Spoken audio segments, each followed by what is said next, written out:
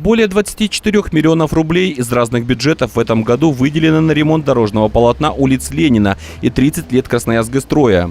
Большая часть объемов уже выполнена, и сейчас строители укладывают асфальт на последнем участке от кольца почты в сторону первого микрорайона. Продолжается также обустройство пешеходной дорожки и по улице Енисейской в Майна. По данным комитета по ЖКХ, эти виды работ должны завершиться в первых числах сентября. Работы по городу Саяногорску и поселку Майна, они запланированы одним контрактом, и окончание этого контракта 3 сентября. То есть по плану должны уложиться.